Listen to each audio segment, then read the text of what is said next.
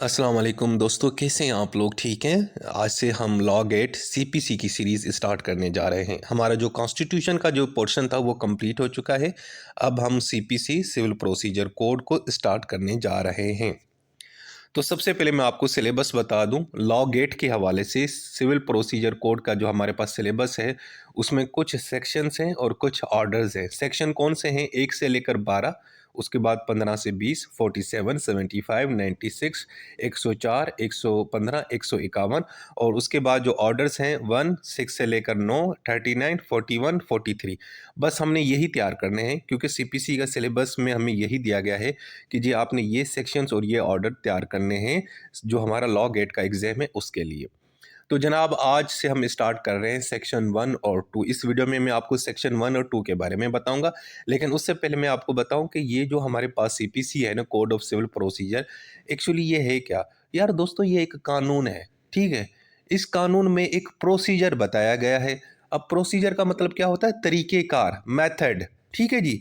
किस चीज़ का? सिविल मुकदमात का। यानी पाकिस्तान में जो सिविल केसेस किस तरह लड़े जाते हैं, किस तरह अदालत में पेश किए जाते हैं, उसका सारा प्रोसीजर। और हमारी जो सिविल अदालतें हैं, सिविल कोर्ट से वो किस तरह काम करती हैं, वो सारा का सारा आपको सीपीसी में मिलेगा। ठीक हो गया जी, एक चीज़ क्लियर हो गई। उसके बाद है 21 मार्च 1908 और 1 जनवरी 1909। अब इनका क्या मतलब है? यार 21 मार्च 1908, यार ये वो तारीख है जिस दिन ये कानून मंजूर हुआ, पास हुआ, फाइनल हुआ। लोगों ने, हमारे जो कानूनदान ने इसको मंजूर किया, जी ये कानून बन गया है, ठीक है जी। लेकिन कानून की बनने की तारीख एक अलग होती है, लेकिन अब उसके ऊपर अमल कब होगा या नाफिजुल अमल कब होगा पूरे मुल्क में, वो तारीख है 1 जनवरी 1909। ठीक है। 1 जनवरी 1909 से ये पूरे पाकिस्तान में नाफिजुल अमल हो चुका। उस वक्त तो पाकिस्तान नहीं था, या यूनाइटेड इंडिया था, ठीक है जी। तो बना कब? 21 मार्च 1908 को कंप्लीट हो गया बन के, बल्कि मंजूर कर दिया, पास कर लिया। लेकिन इसके ऊपर इम्प्लीमेंटेशन यानी इसके ऊपर अमल हमने कब शुरू किया? 1 जनवरी, ठीक है जी, 1909। उसके बाद आते हैं सेक्शन 1। अब सेक्शन 1 में एक्चुअली टाइटल के बारे में बताया गया है कि इस कानून का टाइटल क्या है, ये कब इसके ऊपर अमल हुआ था और ये कहाँ तक इसकी जुरिस्डिक्शन है। तो टाइटल क्या है भाईजान? Code of civil procedure. आपने याद रखना है, अगर आपसे एमसीक्यूज पूछे कि जी ये सीपीसी का टाइटल क्या है सेक्शन 1 के तहत, तो आपने लिखना है कोड ऑफ सिविल प्रोसीजर 1908। और जनाब इसके ऊपर अमल हुआ था 1 जनवरी 1909, यानी 1 जनवरी से लेकर आज तक इसके ऊपर अमल हो रहा है। यानी ये इसकी इम्प्लीमेंटेशन शुरू हो चुकी है, बल्कि अदालतों ने 1 जनवरी से इसके ऊपर अमल करना शुरू कर दिया, ठीक है जी। और दूसरा ये कि पूरे पाकिस्तान में ये अप्लाई होता है। और इसके अंदर क्या है एक्चुअली? यार इसके अंदर सिविल जुडिशल प्रोसीजर है। सिविल मामलात का प्रोसीजर क्या होगा, सिविल अदालतें किस तरह काम करती हैं, सिविल मुकदमात किस तरह दायर किए जाते हैं, ये सब कुछ आपको सीपीसी में मिलेगा। तो पहला सेक्शन हमारा हो गया। उसके बाद है सेक्शन 2। यार सेक्शन 2 में ना डेफिनेशन दी गई हैं, ठीक है। यानी कि इस कानून के अंदर आगे चल के कुछ वर्ड्स इस्तेमाल होंगे तो उनकी डेफिनेशंस का आपको पता होना चाहिए। सबसे पहले है कोड। यानी कोड के बारे में इन्होंने ये बताया है कि यार कोड का मतलब है यहाँ पे रूल, ठीक है, रूल्स। कि कहीं पे भी सीपीसी में वर्ड कोड यूज़ होगा ना, तो इसका मतलब है कि यहाँ पे इसका मतलब है रूल या रूल्स, ठीक है जी। एक चीज़ ये याद रखें। उसके बाद है डिक्री। अब डिक्री का तो आप लोगों को पता है डिक्री क्या होती है। यार डिक्री एक्चुअली एक फॉर्मल एक्सप्रेशन होता है अदालत के फैसले का, जिसमें वो डिटरमाइन करती है कि जो जो पार्टीज़ हैं उनके क्या राइट हैं। यानी देखें, दो लोग हैं, उनका कोई सिविल मामला होता है, वो अदालत जाते हैं।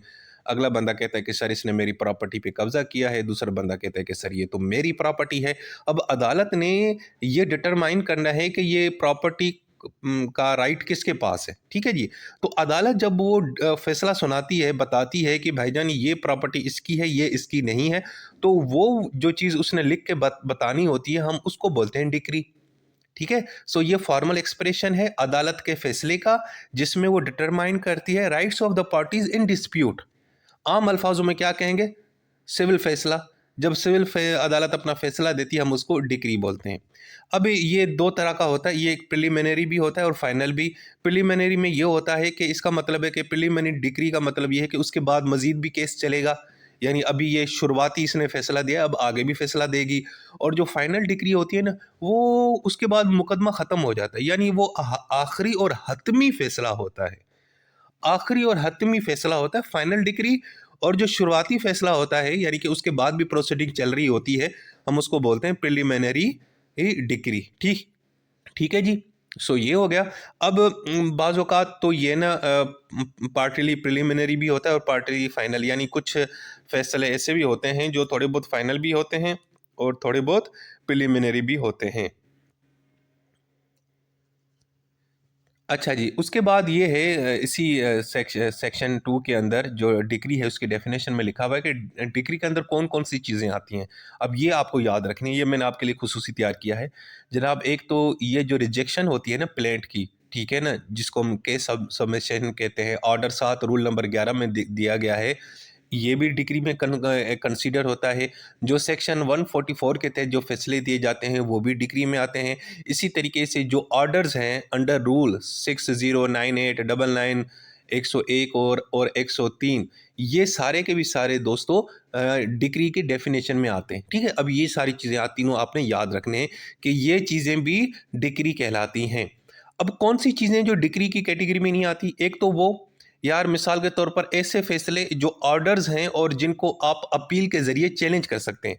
ठीक है, अदालत ने एक ऑर्डर दिया, एक हुक्म दिया, उसको आपने अपील के ज़रिए चैलेंज किया, उसको हम डिक्री नहीं बोलेंगे। और दूसरा, अगर आपका केस डिसमिस हो जाता है बिकॉज़ ऑफ डिफ़ॉल्ट, यानी अगला फ़रीक आता ही नहीं था अदालत में, हम उसको भी डिक्री नहीं बोलेंगे। ठीक हो गया जी। और बाकी वो जो डिक्री है, प्रिलिमिनरी है, फाइनल है, वो मैं आपको पहले बता चुका हूँ। अच्छा जी, डिक्री हो गई। उसके बाद है डिक्री होल्डर। डिक्री होल्डर यार उस बंदे को कहते हैं जिसके हक में अदालत ने डिक्री जारी की होती है। यानी सिविल अदालत ने आपके हक में फैसला दिया तो आपको हम क्या बोलेंगे? Decree holder. ठीक है। या अदालत ने एक ऑर्डर जारी किया जिसको हम एग्जीक्यूट करवा सकते हैं, जिसको हम इम्प्लीमेंट करवा सकते हैं, जो इम्प्लीमेंट हो सकता है।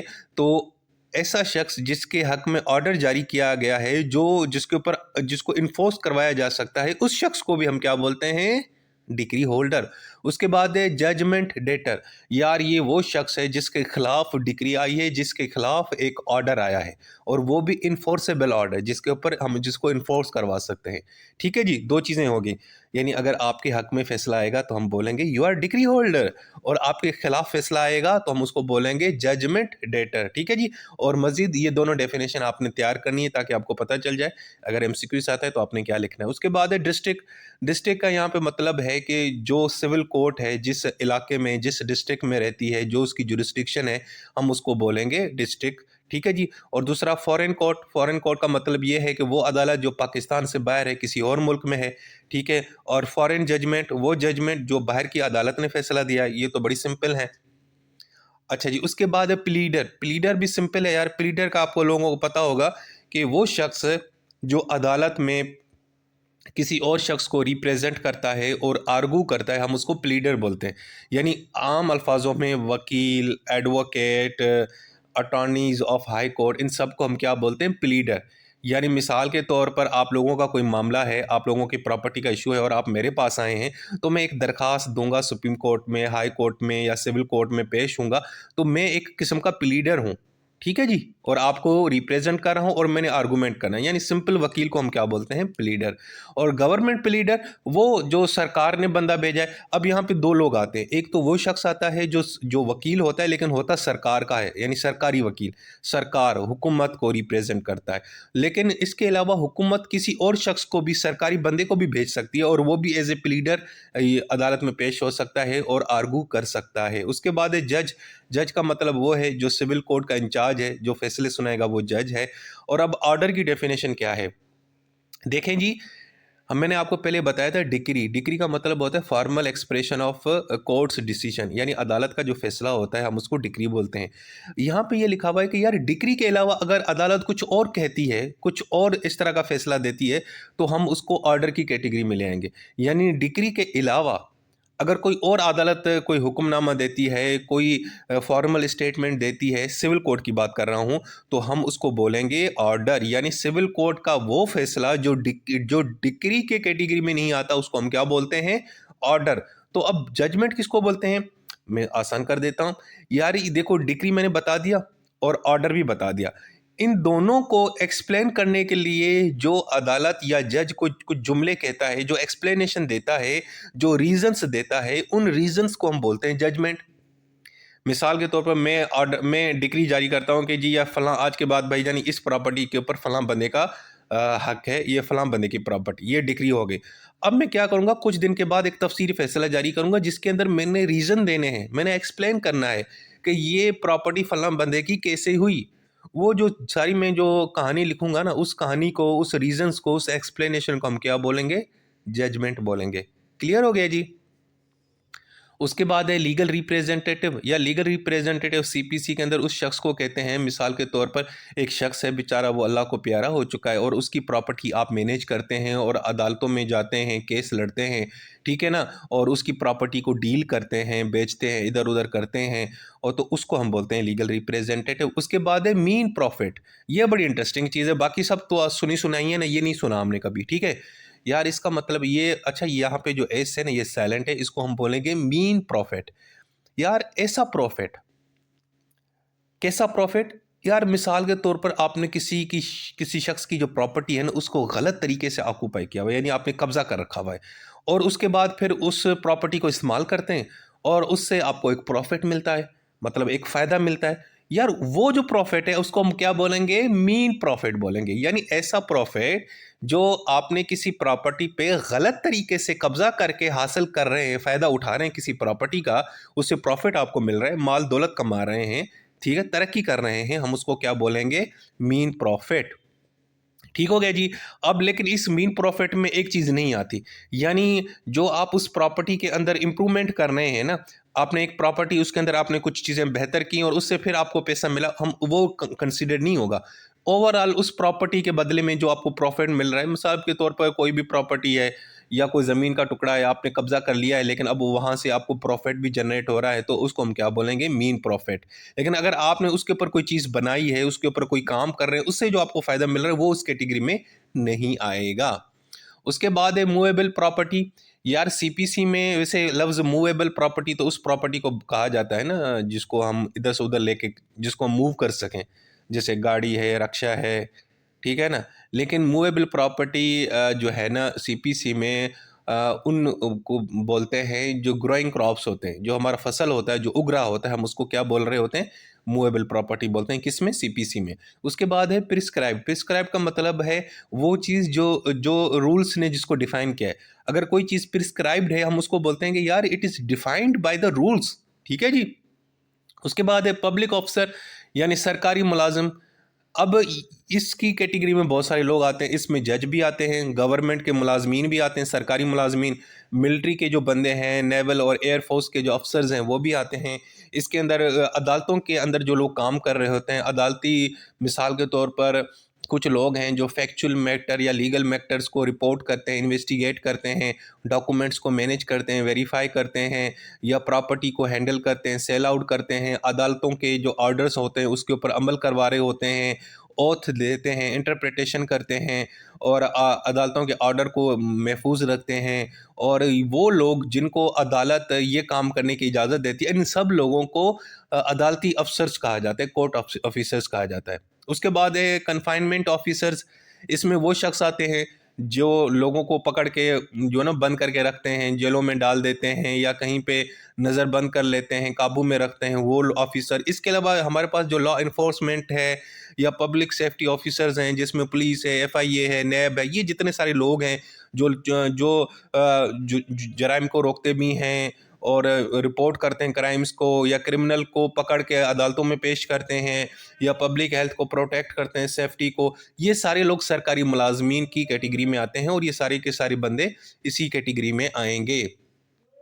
उसके बाद है गवर्नमेंट रेवेन्यू और प्रॉपर्टी ऑफिसर्स। ये भी जनाब पब्लिक ऑफिसर्स की कैटेगरी में आते हैं, जो सरकारी ज़मीन को हैंडल करते हैं, पैसों को सर्वे करते हैं, असेसमेंट करते हैं, रेवेन्यू रिलेटेड जो प्रोसेस है उसको एग्जीक्यूट करते हैं। इसके अलावा जो हुकूमत के जो फाइनेंशियल मैटर्स हैं उनको इन्वेस्टिगेट और रिपोर्ट करते हैं अगर वहाँ पे कोई ख़राबी हो, और उनके जो डॉक्यूमेंट्स हैं उनको मैनेज करते हैं, ठीक है जी। और हुकूमत के जो कवानीन हैं रेवेन्यू के रिलेटेड, प्रॉपर्टी के रिलेटेड, उनको इन्फोर्स करवाते हैं। इसके अलावा एनी अदर गवर्नमेंट ऑफिसर्स जो सरकार से पैसे ले रहा है, जो सरकार से सैलरी ले रहा है, ठीक है, या फ़ायदा उठा रहा है, उस शख्स को भी हम पब्लिक ऑफिसर कहेंगे। सो पब्लिक ऑफिसर की जो कैटेगरी में जो लोग आते हैं ना, वो सुन लें दोबारा। जज आता है, गवर्नमेंट एम्प्लॉइज़ आता है, मिलिट्री, नेवल और air force officers, court officers, confinement officers, law enforcement and public safety officers, इसके अलावा government revenue and property officers और अदर गवर्नमेंट ऑफिसर्स। ठीक है, अब ये आपने याद रखना है कि पब्लिक ऑफिसर में ये कैटेगरीज आती हैं, ये आपने याद करनी है अच्छे से। उसके बाद है रूल्स। भाई रूल्स का मतलब है कि वो रूल्स और फॉर्म्स जो फर्स्ट स्केड्यूल के अंदर मौजूद हैं हमारे सीपीसी में, और इसके अलावा वो रूल्स जो सेक्शन 122 और 125 के तहत बनाए जाते हैं, क्रिएट किए जाते हैं, उनको भी हम रूल्स कहते हैं। इसके अलावा एक और डेफिनेशन है शेयर इन कॉर्पोरेशन। इसका मतलब है इसमें कौन कौन सी चीज़ें आती हैं। इसमें स्टॉक आता है, डिबेंचर स्टॉक आते हैं, डिबेंचर्स आते हैं, बॉन्ड्स आते हैं। ये सारी चीज़ें शेयर इन कॉर्पोरेशन की कैटेगरी में आते हैं। इसको भी आपने याद रखना है। आपको एमसीक्यूज देगा और ये 4-5 चीज़ें देगा, पूछेगा भाई इसमें कौन कौन सी चीज़ें आती है। ठीक है जी, तो आपने इनको याद करना है अच्छे से। सो दोस्तों, ये थी हमारी पहली वीडियो सीपीसी लॉ गेट के हवाले से, और इस वीडियो के अंदर सिर्फ और सिर्फ हमने 2 सेक्शन यानी सेक्शन 1 और सेक्शन 2 को ही डिस्कस किया है। 1 के अंदर सिर्फ टाइटल है और कि ये कब कानून इसके ऊपर इम्प्लीमेंटेशन स्टार्ट हुई, कब से ये ज़िंदा हो गया, ठीक है जी, और ये कहाँ कहाँ पे यानी कि इसकी जुरिस्डिक्शन है, कहाँ कहाँ पे ये अप्लाई होता है, और सेक्शन 2 जिसके अंदर डेफिनेशन दी गई है वो हम सब डिस्कस कर चुके हैं। ठीक है जी, नेक्स्ट वीडियो में हम इंशाल्लाह आरटी सेक्शन 3 से लेकर 12 तक ये जितने सेक्शन है वो हम कवर करेंगे। अपना बहुत सारा ख्याल रखें। Take care. अल्लाह हाफिज़।